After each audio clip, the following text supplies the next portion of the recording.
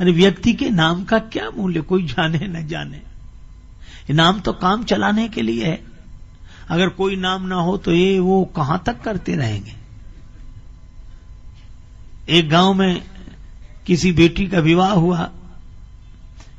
मक्खन निकालना कला होती है, दधी मंथन करके। अब वो बेचारी शहर की रहने वाली, उसे ढंग मालूम नहीं।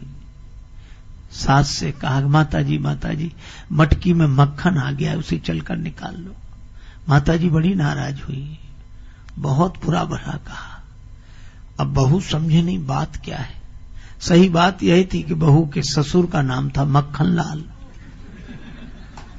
वो ऐसे ही चली गई कि मटकी में मक्खन आ गया। उसे कान पकड़े, क्या आइंदा ध्यान रखूंगी। पर उसके लिए तो फिर वही समस्या थी। तीसरे दिन फिर वही समस्या। तो गई, बोले माता जी मटकी में वो परसों क्या। अब वो फिर नाम लेना पड़े तो यही बोली कि माता जी मटकी में ससुर जी आ गए, उन्हें चलकर निकाल लो। तो हम लोगों के नाम तो काम चलाने के लिए हैं। कोई भी नाम बना रहे।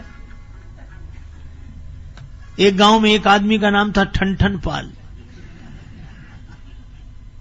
उसकी पत्नी को बड़ा बुरा लगे, क्योंकि मोहल्ले की सब बधुएं कहती देखो ठनठन पाल की बहू आ रही है, वो ठनठन पाल। तो उसने अपने पति से कहा कि नाम बदलो।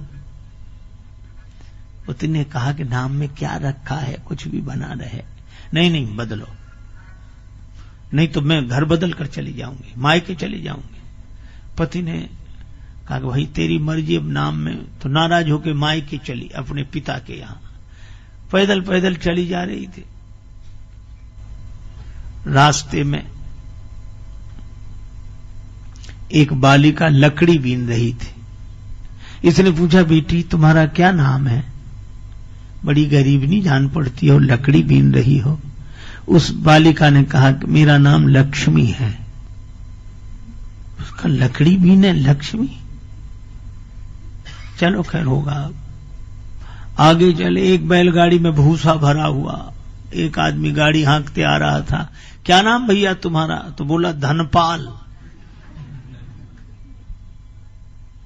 आगे बढ़े तो एक की शव यात्रा निकल रही थी। ये भैया कौन ये? बड़े अच्छे आदमी थे, वो आज चले गए। क्या नाम था इनका? इनका नाम था अमर सिंह जी। वहीं से लौटे आई। पति ने आकर घर में पूछा कि क्यों लौट आई, नाराज गई थी तुम? कहा मेरी नाराजगी दूर हो गई रास्ते में। कैसे? तो उसने कहा कि लकड़ी बीने लक्ष्मी और भुस ढोवे धनपाल, और अमर सिंह तो मर गए तो भले मेरे ठन ठन पाल।